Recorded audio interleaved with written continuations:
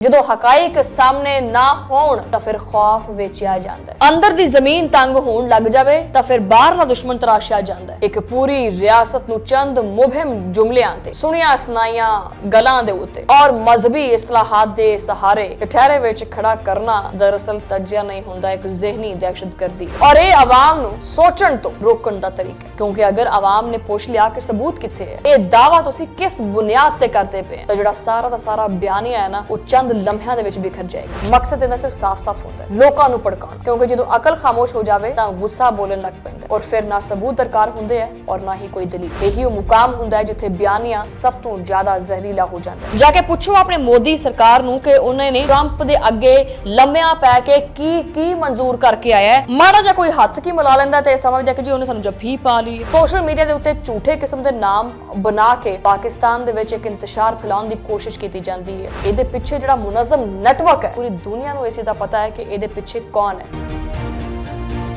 बिस्मिल्लाहिर्रहमानिर्रहीम, अस्सलाम वालेकुम नाज़रीन, तुसीं देख रहे हो 360 डिजिटल पंजाबी और मैं हाँ तुहाडी मेज़बान शुमाइला नियाज़। और अज दा जिहड़ा व्लॉग है ना वो कोई इल्ज़ाम तराशी नहीं हैगी, बल्कि एक सोचा होया समझा होया प्रोपोगेंडा है जिहड़ा कि अरसे दराज तो पाकिस्तान के खिलाफ बनाया जाता है और एक ऐसा बयानिया है जिहड़ा कि बार बार इस चीज़ नूं ये चीज़ साबित करन ते लग्या है कि जिहड़ा झूठ है ना वो भी साडी आवाम नूं सच लगन लग पवे और सवाल जुर्म बन जाए।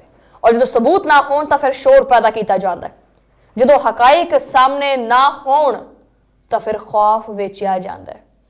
जो अंदर दी जमीन तंग होण लग जाए तां फिर बाहरला दुश्मन तराशिया जाता है। इस पूरी कहानी का निचोड़ है एक पूरी रियासत नूं चंद मुहिम जुमलियां ते और सुनिया सुनाइया गल्लां दे उत्ते और मजहबी इस्लाहात दे सहारे कठहरे विच खड़ा करना दरअसल तजिया नहीं होंदा, एक ज़हनी दहशतगर्दी है और ये आवाम नूं सोचण तो रोकण दा तरीका है। क्योंकि अगर आवाम ने पूछ लिया कि सबूत कित्थे है, तस्दीक किदां कीती तुसीं और ये दावा तुसीं किस बुनियाद ते करदे पे तां जिहड़ा सारा दा सारा बयानिया है ना वो चंद लम्हिਆਂ ਦੇ ਵਿੱਚ बिखर जाएगा।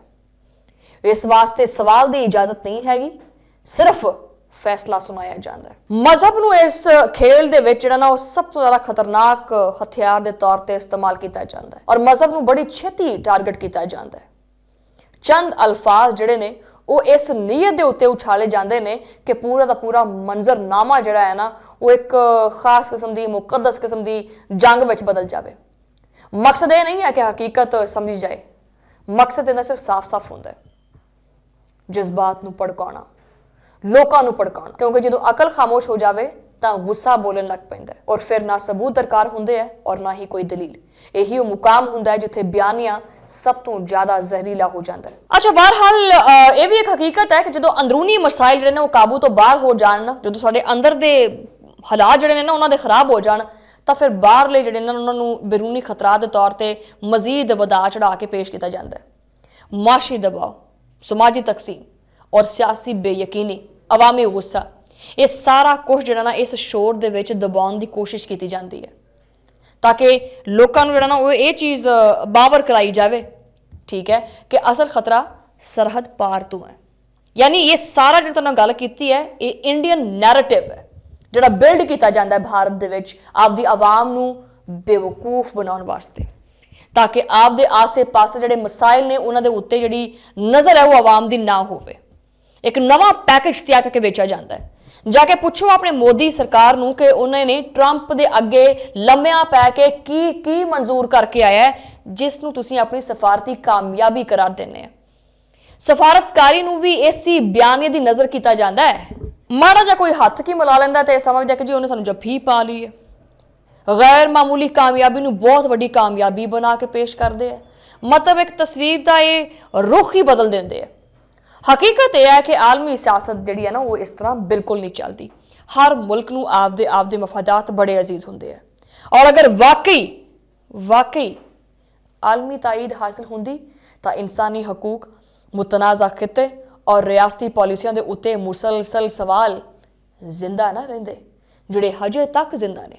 मगर इत्थे तालियां दी आवाज़ जिहड़ी है वो सच तो ज़्यादा सुनी जाती है, उन्होंने ज़्यादा अहमियत दी जाती है। ਦੂਸਰਿਆਂ ਦੇ ਇੰਤਖਾਬਾਤ, ਅਕਲੀਤਾਂ ਔਰ ਦਾਖਲੀ ਹਾਲਾਤ ਦੇ ਉੱਤੇ ਉਂਗਲੀ ਚੁੱਕਣਾ ਆਸਾਨ ਹੁੰਦਾ ਹੈ, ਠੀਕ ਹੈ, ਖਾਸ ਤੌਰ ਤੇ ਜਦੋਂ ਤੁਸੀਂ ਆਪਦਾ ਆਇਨਾ ਵੇਖਣ ਦੀ ਹਿੰਮਤ ਹੀ ਨਾ ਰੱਖੋ। ਆਪਦੇ ਮੁਆਸ਼ਰੇ ਦੇ ਵਿੱਚ ਇੰਡੀਅਨ ਮੀਡੀਆ ਵੱਧਦੀ ਹੋਈ ਨਫ਼ਰਤ, ਮੁਨਾਜ਼ਬ ਤਾਸੁਬ, ਖਾਮੋਸ਼ ਕਰਾਈਆਂ ਗਈਆਂ ਆਵਾਜ਼ਾਂ ਔਰ ਇਖਤਲਾਫਾਤ ਨੂੰ ਕੁਚਲਣ ਦੇ ਜਿਹੜੇ ਤਰੀਕੇ ਹੈ ਨਾ, ਅਗਰ ਵਾਕਈ ਮਸਤਾ ਨਾ ਹੁੰਦੇ ਤਾਂ ਉਹਨਾਂ ਨੂੰ ਇਸ ਕਦਰ ਮਹਾਰਤ ਨਾਲ ਨਜ਼ਰਅੰਦਾਜ਼ ਨਾ ਕੀਤਾ ਜਾਂਦਾ। ਸ਼ੋਰ ਹਮੇਸ਼ਾ ਬਾਹਰ ਦਾ ਦਿਖਦਾ ਹੈ ਕਿਉਂਕਿ ਅੰਦਰ ਦੀ ਖਾਮੋਸ਼ੀ ਬਹੁਤ ਕੁਝ ਬੇਨਕਾਬ ਕਰਦੀ ਹੈ ਔਰ ਇਹ ਸਾਰਾ ਕੁਝ ਸਹਾਫਤ ਦੇ ਨਾਮ ਦੇ ਉੱਤੇ ਕੀਤਾ ਜਾਂਦਾ ਹੈ। ਪਾਕਿਸਤਾਨ ਨੂੰ ਕਮਜ਼ੋਰ ਕਰਨ ਦੀ ਔਰ ਪਾਕਿਸਤਾਨ ਮੁਖਾਲਿਫ ਬਿਆਨੀਆਂ ਬਣਾਉਣ ਦੀ ਔਰ ਪਾਕਿਸਤਾਨ ਦੀ ਫੌਜ ਦੇ ਖਿਲਾਫ ਬਿਆਨੀਆਂ ਬਣਾਉਣ ਦੀ ਬੜੀ ਕੋਸ਼ਿਸ਼ ਕੀਤੀ ਜਾਂਦੀ ਹੈ। ਸੋਸ਼ਲ ਮੀਡੀਆ ਦੇ ਉੱਤੇ ਝੂਠੇ ਕਿਸਮ ਦੇ ਨਾਮ ਬਣਾ ਕੇ ਪਾਕਿਸਤਾਨ ਦੇ ਵਿੱਚ ਇੱਕ ਇੰਤਸ਼ਾਰ ਫੈਲਾਉਣ ਦੀ ਕੋਸ਼ਿਸ਼ ਕੀਤੀ ਜਾਂਦੀ ਹੈ। ਇਹ ਸਹਾਫਤ ਨਹੀਂ ਹੁੰਦੀ ਹੈ ਔਰ ਪਾਕਿਸਤਾਨ ਦੇ ਵਿੱਚ ਜਿਹੜੀ ਦਹਿਸ਼ਤਗਰਦੀ ਹੈ, ਇਹਦੇ ਪਿੱਛੇ ਜਿਹੜਾ ਮੁਨਜ਼ਮ ਨੈਟਵਰਕ ਹੈ, ਇਹ ਸਿਰਫ ਪਾਕਿਸਤਾਨ ਨੇ ਸਬੂਤ ਪੇਸ਼ ਨਹੀਂ ਕੀਤੇ ਬਲਕਿ ਪੂਰੀ ਦੁਨੀਆ ਨੂੰ ਇਸ ਚੀਜ਼ ਦਾ ਪਤਾ ਹੈ ਕਿ ਇਹਦੇ ਪਿੱਛੇ ਕੌਣ ਹੈ। ਲੇਕਿਨ ਫਿਰ ਵੀ ਪਾਕਿਸਤਾਨ ਮੁਖਾਲਿਫ ਨੈਰੇਟਿਵ ਜਿਹੜਾ ਨਾ ਉਹ ਫੈਲਾਇਆ ਜਾਂਦਾ ਹੈ। ਇਹ ਤਾਸੁਰ ਦਿੱਤਾ ਜਾਂਦਾ ਹੈ ਕਿ ਇਸ ਦੁਨੀਆ ਦੇ ਵਿੱਚ ਅਗਰ ਕੋਈ ਦੁਸ਼ਮਣ ਹੈਗਾ ਸਾਡਾ, ਉਹ ਸਿਰਫ ਪਾਕਿਸਤਾਨ ਹੈ ਔਰ ਸਿਰਫ ਪਾਕਿਸਤਾਨ ਹੈ ਜਿਹੜਾ ਭਾਰਤ ਨੂੰ ਕਮਜ਼ੋਰ ਕਰਨਾ ਚਾਹੁੰਦਾ ਹੈ। ਹਰ ਵਾਰੀ ਇਲਜ਼ਾਮ ਤਰਾਸ਼ੀ ਕੀਤੀ ਜਾਂਦੀ ਹੈ ਪਾਕਿਸਤਾਨ ਔਰ ਪਾਕਿਸਤਾਨ ਦੀ ਪਿੱਠ ਦੇ ਵਿੱਚ ਜਿਹੜਾ ਨਾ ਉਹ ਛੁਰਾ ਘੋਪਿਆ ਜਾਂਦਾ ਹੈ। ਲੇਕਿਨ ਕੋਈ ਨਹੀਂ, ਪਾਕਿਸਤਾਨ ਨੇ ਹਮੇਸ਼ਾ ਹਰ ਚੀਜ਼ ਦਾ ਮੁਕਾਬਲਾ ਬੜੀ ਜੁਰਤਮੰਦੀ ਨਾਲ ਕੀਤਾ ਹੈ ਔਰ ਅੱਗੇ ਵੀ ਹਮੇਸ਼ਾ ਜੁਰਤਮੰਦੀ ਨਾਲ ਮੁਕਾਬਲਾ ਕਰਦਾ ਰਹੇਗਾ। ਸੋ ਇੰਡੀਅਨ ਮੀਡੀਆ, ਇੰਡੀਅਨ ਸਹਾਫੀ, ਇੰਡੀਅਨ ਇਨਫਲੂਐਂਸਰਸ ਜਾਂ ਯੂਟਿਊਬਰਸ ਪਾਕਿਸਤਾਨ ਦੇ ਖਿਲਾਫ ਜੋ ਮਰਜ਼ੀ ਪ੍ਰੋਪੇਗੈਂਡਾ ਬਣਾਉਣ ਦੀ ਕੋਸ਼ਿਸ਼ ਕਰਨ, ਕਦੀ ਕਾਮਯਾਬੀ ਨਹੀਂ ਮਿਲ ਸਕਦੀ। ਉਹੀ ਗੱਲ ਹੈ ਕਿ ਤੁਸੀਂ ਸਿਰਫ ਔਰ ਸਿਰਫ ਆਪਣੀਆਂ ਫਿਲਮਾਂ ਦੇ ਵਿੱਚ ਪਾਕਿਸਤਾਨ ਤੋਂ ਜਿੱਤ ਸਕਦੇ ਆ, ਵੈਸੇ ਨਹੀਂ, ਕਿਉਂਕਿ ਤੁਹਾਡਾ ਬਿਆਨੀਆ ਜਿਹੜਾ ਹੈ ਉਹ ਅਮਨ ਦੇ ਖਿਲਾਫ ਹੈ, ਕਿਉਂਕਿ ਤੁਹਾਡਾ ਬਿਆਨੀਆ ਜਿਹੜਾ ਉਹ ਸੱਚ ਦੇ ਖਿਲਾਫ ਹੈ, ਕਿਉਂਕਿ ਤੁਹਾਡਾ ਜਿਹੜਾ ਬਿਆਨੀਆ ਉਹ ਖਿੱਤੇ ਦੇ ਮੁਸਤਕਬਲ ਵਾਸਤੇ ਖਰਾਬ ਹੈ, ਕਿਉਂਕਿ ਨਫ਼ਰਤ ਵਾਕਈ ਤਾਲੀਆਂ ਜਿਹੜੀਆਂ ਨਾ ਉਹ ਲੈ ਤਾਂ ਸਕਦੀ ਹੈ ਲੇਕਿਨ ਇੱਕ ਮੁਕੰਮਲ ਤੌਰ ਤੇ ਪਾਇਦਾਰ ਇਸਤਹਿਕਾਮ ਨਹੀਂ ਲੈ ਕੇ ਆ ਸਕਦੀ। ਖੌਫ ਦੀ ਜਿਹੜੀ ਅਲਾਮਤ ਹੁੰਦੀ ਹੈ ਉਹ ਵਕਤੀ ਤੌਰ ਤੇ ਫਾਇਦਾ ਤਾਂ ਦੇ ਸਕਦੀ ਹੈ ਲੇਕਿਨ ਕਾਫੀ ਦੇਰ ਤੱਕ ਉਹ ਸਿਰਫ ਤਬਾਹੀ ਲੈ ਕੇ ਆਉਂਦੀ ਹੈ। ਔਰ ਜਿਹੜਾ ਝੂਠ ਜਿੰਨਾ ਵੀ ਉੱਚੀ ਆਵਾਜ਼ ਵਿੱਚ ਬੋਲਿਆ ਜਾਵੇ, ਇੱਕ ਨਾ ਇੱਕ ਦਿਨ ਉਹ ਖੁਦ ਬ ਖੁਦ ਜ਼ਮੀਨਬੋਸ ਹੋ ਜਾਂਦਾ ਹੈ। ਐਂਡ ਤੇ ਮੈਂ ਖੈਰ ਇੰਨਾ ਹੀ ਕਹਾਂਗੀ ਕਿ ਉਹ ਜਿਹੜਾ ਤੁਸੀਂ ਆਪਣਾ ਰਣਵੀਰ ਇੱਕ ਦੀਪਿਕਾ ਦਾ ਜਿਹੜਾ ਬੰਦਾ ਹੈਗਾ, ਉਹ ਜਿਹੜਾ ਤੁਸੀਂ ਬਣਾ ਕੇ ਭੇਜਿਆ ਸੀ ਉਹਨੂੰ ਆਪਣਾ ਜਸੂਸ, ਤੇ ਲਿਆਰੀ ਵਿੱਚ ਜਦੋਂ ਆਇਆ ਸੀ ਨਾ, ਸਭ ਤੋਂ ਪਹਿਲੇ ਉਹਨੂੰ ਲੰਮਾ ਪਾਇਆ ਸੀ, ਉਹ ਵੀ ਪੁੱਠਾ ਕਰਕੇ। ਹਾਂ, ਇੱਥੇ ਮੈਂ ਖਾਸ ਇਜਾਜ਼ਤ ਮੰਗਦੀ ਹਾਂ। ਮੈਂ ਤੁਹਾਨੂੰ ਮੁਲਾਕਾਤ ਹੋਏਗੀ ਅਗਲੇ ਵੀਲੌਗ ਦੇ ਵਿੱਚ। ਉਦੋਂ ਲਈ ਅੱਲਾ ਨੇ ਕੇ ਪਾਨ।